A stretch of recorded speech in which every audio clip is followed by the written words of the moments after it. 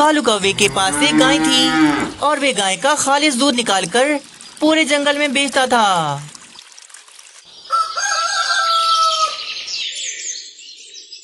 आजा मेरी प्यारी, मुझे दूध दे ताकि मैं तेरा खालिस दूध पूरे जंगल में बेचूं। अरे क्या हो गया? मेरी प्यारी गुस्से में क्यों लग रही है? रानी, तुमने प्यारी को भोजन नहीं दिया क्या? अरे हाँ कालू जी, मैं बताने वाली थी, पहले इसे भोजन दो, बाद में इसका दूध निकालना। अच्छा, तभी इतना गुस्सा कर रही है मेरी प्यारी। चलो, मैं इसे पहले पेट भरकर भोजन खिलाता हूँ। कालू कौवा अपनी गाय का बहुत ज्यादा ख्याल रखता था और उसे बहुत प्यार से वे रोजाना भोजन खिलाता था। खा लो प्यारी, खा लो, ये सारा भोजन तुम्हारा ही है। प्यारी को बहुत सारा भोजन खिलाने के बाद कालू कौवा प्यारी का दूध निकालता है और फिर उस दूध की वे छोटी छोटी थैलियां बनाकर अपनी साइकिल पर रखकर बेचने निकल जाता है। दूध ले लो, दूध ले लो, कालू का दूध ले लो, ताजा ताजा दूध ले लो। आजो आजो पक्षियों, कालू का दूध ले लो। जाओ जाओ मानो चिड़ी, कालू कौवा आ गया, जाकर कालू कौवे से दूध लेकर आओ, वरना कालू कौवा दूर चला जाएगा। हाँ हाँ मम्मा, मैं अभी लेकर आया। कालू कौवा बिल्कुल ताजा और बिना मिलावट का दूध देता था, इसीलिए जंगल के सारे पक्षी भी कालू कौवे से ही दूध लेते थे। कालू भैया, आज थोड़ा गाढ़ा दूध देना, मेरे घर में मेहमान आ रहे हैं, मैं उन्हें गाजर का हलवा बना के खिलाऊंगी। क्या? गाजर का हलवा? अरे वाह बुलबुल बहन, मैं भी तुम्हारा भाई हूँ, थोड़ा गाजर का हलवा मेरे घर भी भेज देना। हाँ हाँ क्यों नहीं, जब भी तो ज्यादा दूध लेने आई हूँ, थोड़ा गाजर का हलवा मैं तुम्हारे घर पर दे जाऊंगी। कालू अंकल, मुझे भी दूध दे दें, वरना रात को मेरी मम्मा मुझे दूध रोटी नहीं देंगी। अच्छा मानो चिड़े, ये लो, सबसे पहले तुम ले लो दूध। सारे के सारे पक्षी कालू कौवे से अपना अपना दूध लेकर अपने अपने घरों को चले जाते हैं। कालू कौवे का सारा दूध सुबह ही बिक गया था, वे अपनी खाली साइकिल लेकर वापस चला जाता है।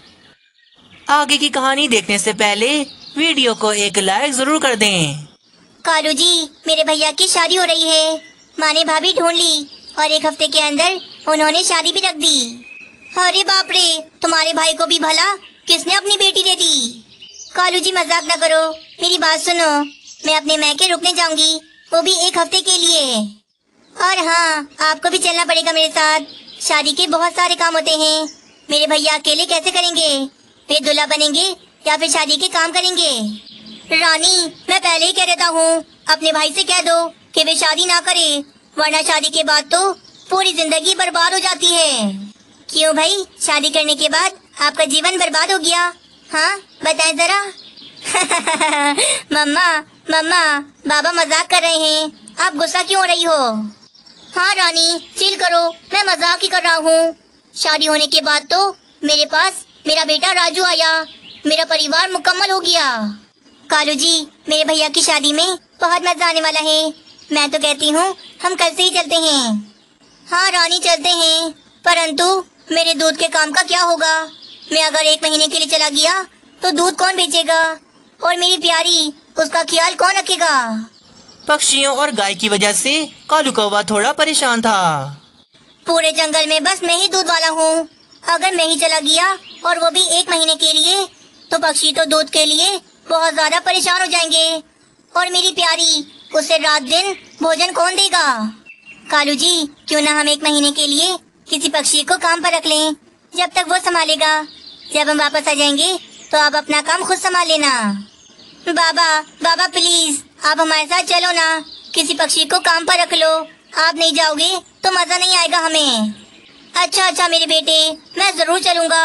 और रानी, तुमने ये अच्छा उपाय दिया, मैं 1 महीने के लिए किसी पक्षी को काम पर रख ही लेता हूँ। बस फिर कालू कौवा एक तोते को अपने काम पर रख लेता है। कालू भाई, आप बेफिक्र होकर जाओ, मैं आपकी इस गाय का बहुत ज्यादा ख्याल रखूंगा और दूध भी पक्षियों को समय पर बेचता रहूंगा। हाँ याद रहे तोते, मेरी प्यारी बच्चों जैसी है, इसे भोजन देना तुम जरा न भूलना। कालू जी, अगर समझा लिया तो चले ना, हमें देर हो रही है, मैंने गाड़ी में सारा सामान रख लिया।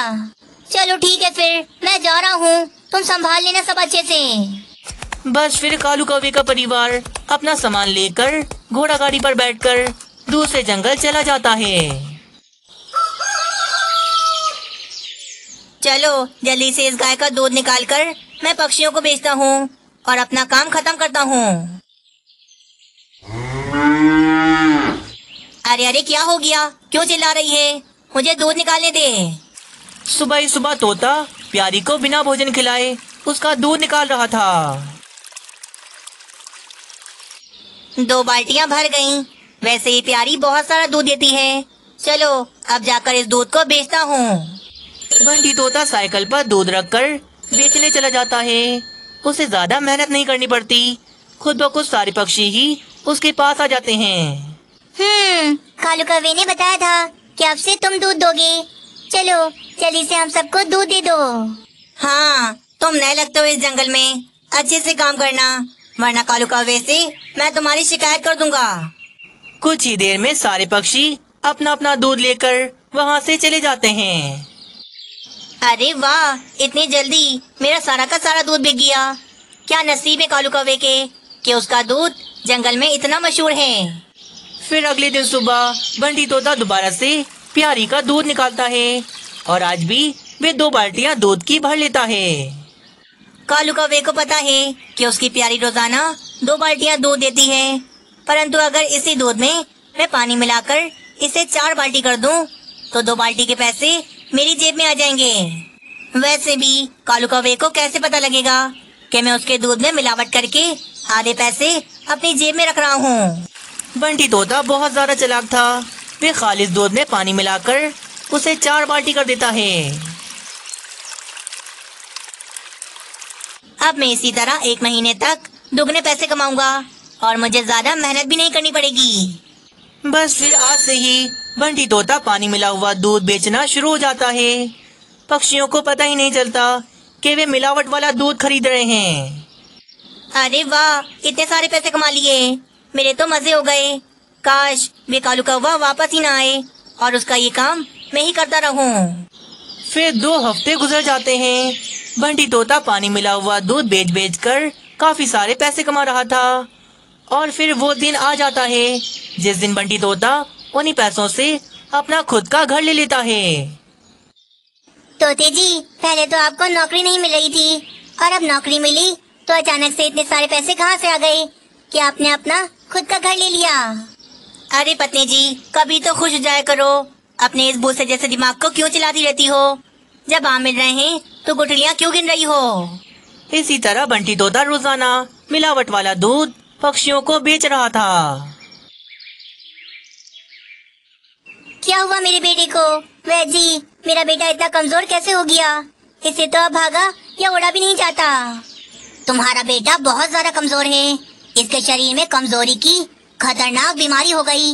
इसे 1 हफ्ते तक अच्छा और खालिस दूध पिलाना होगा, तब जाकर ये दोबारा से सेहतमंद होगा। बस इतना कहकर उल्लू वैद जी वहाँ से चले जाते हैं। तोते जी को बताऊंगी तो वे मुझ पे ही गुस्सा करेंगे कि मैंने अपने बेटे का ध्यान नहीं रखा। घर में दूध भी नहीं आता। एक काम करती हूँ, मीनू चिड़िया के घर से जाके 1 गिलास दूध लेके आती हूँ। बंटी तोते की पत्नी मीनू चिड़िया से दूध मांगने के लिए चली जाती है।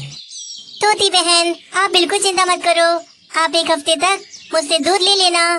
देखना फिर 1 हफ्ते के अंदर आपका बेटा बिल्कुल ठीक हो जाएगा।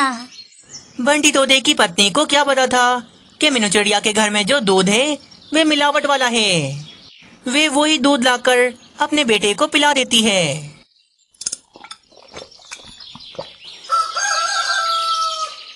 पी लो मेरे बेटे, दूध पी लो। देखना, दूध पीने से तुम्हारे शरीर में ताकत आएगी और तुम पहले की तरह उड़ने लगोगे। बस फिर इसी तरह पूरे 2 दिन गुजर जाते हैं।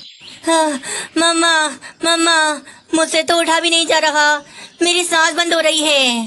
हाय रे, मेरे बेटे को क्या हो रहा है? क्या हो रहा है? उल्लू जी देखिए ना, मेरे बेटे को क्या हो रहा है? तभी वहाँ पर बंटी तोता भी आ जाता है। अरे पत्नी जी, क्या हुआ? मेरे बेटे को क्या हुआ? ये ऐसे क्यों लेटा हुआ है? मैंने सख्ती से मना किया था कि इसे खालिस और ताज़ा दूध पिलाना। तुमने इसे मिलावट वाला दूध पिलाया। ये तो ठीक होने के बजाय और ज्यादा कमजोर हो गया। अब मैं कुछ नहीं कर सकता। नहीं नहीं, मैंने पानी क्यों मिलाना है? मैंने तो अपने बेटे को खालिद दूध दिया था। पता नहीं ये और ज्यादा कमजोर कैसे हो गया। नन्हे तोते की सांसें कम हो रही थीं।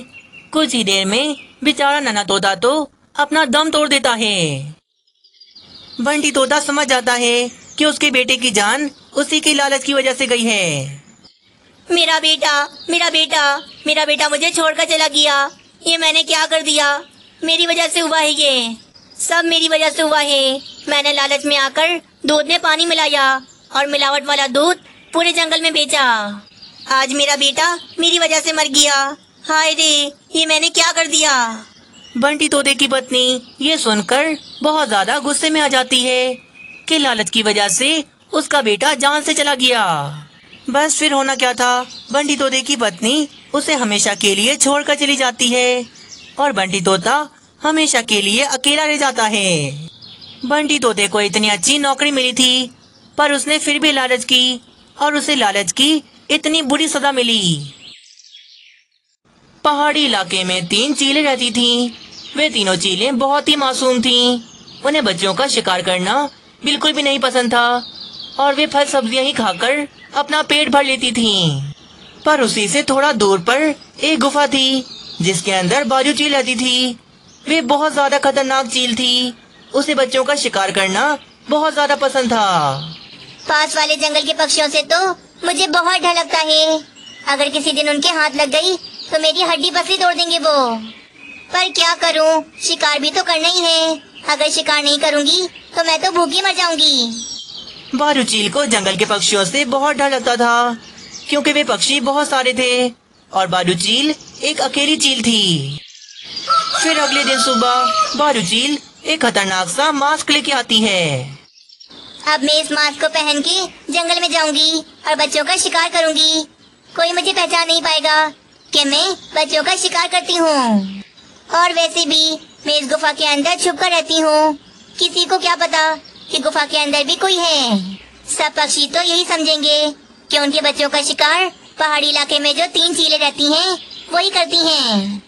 बाजू चील फिर उस मास्क को पहन लेती है। हाँ, अब जाती हूँ शिकार करने। देखती हूँ कौन मुझे पकड़ता है। ये बोलकर बाजू चील पक्षियों के जंगल की तरफ चली जाती है।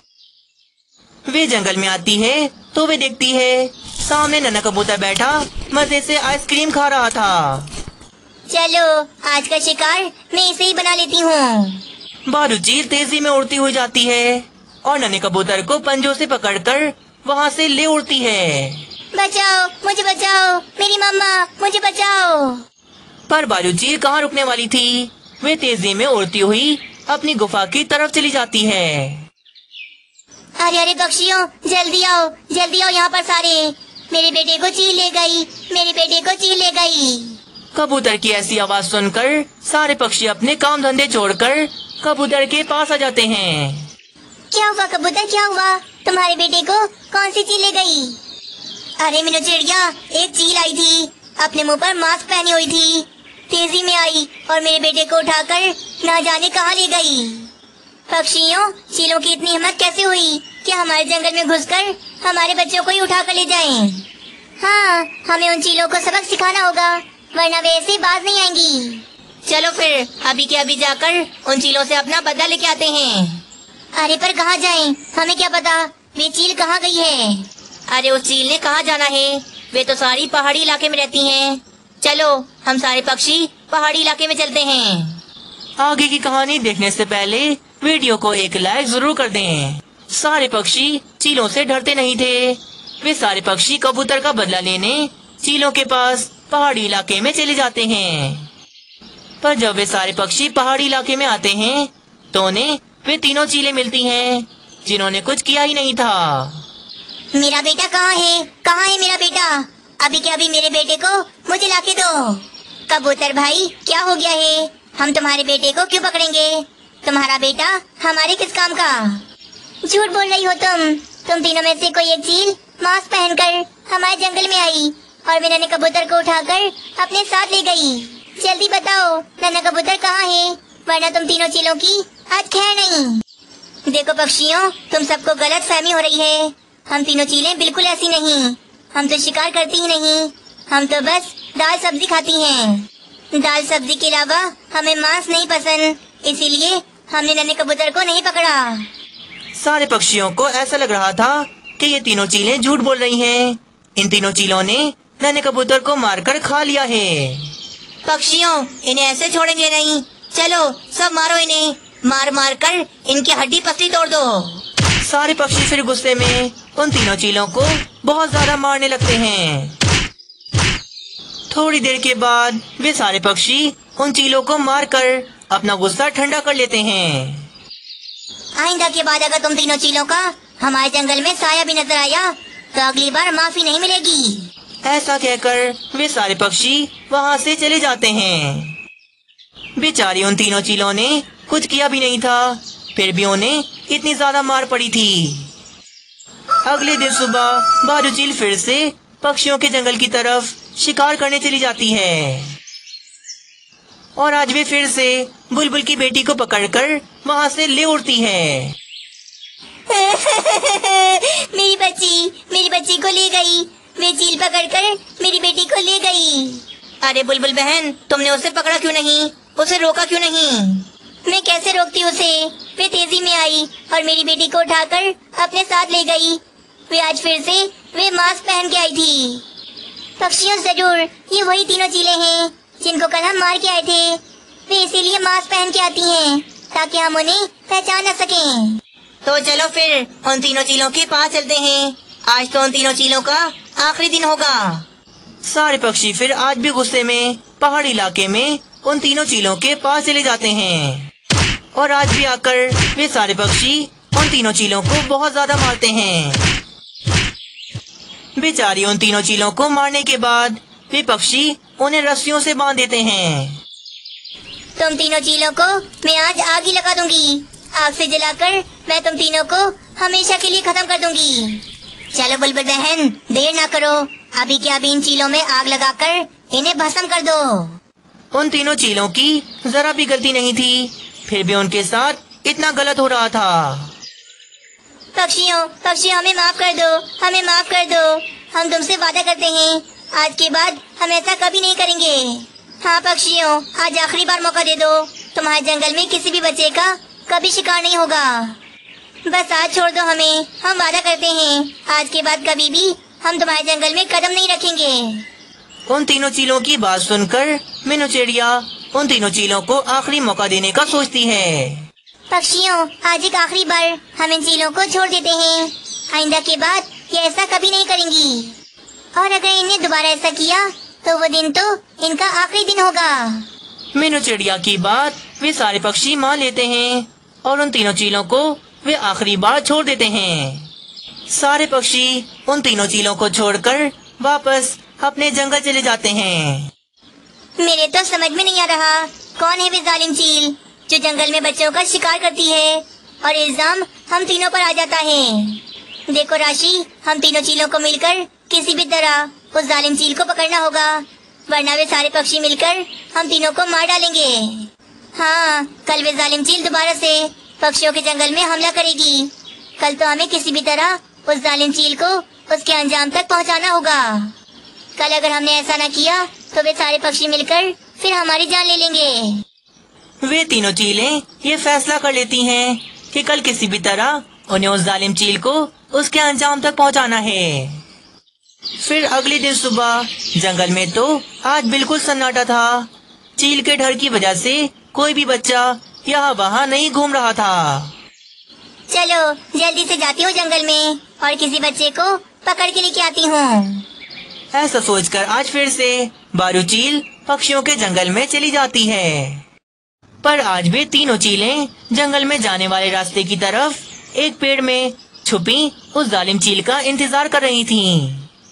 तभी उसी रास्ते से बारू चील मास्क पहने जंगल के अंदर चली जाती है।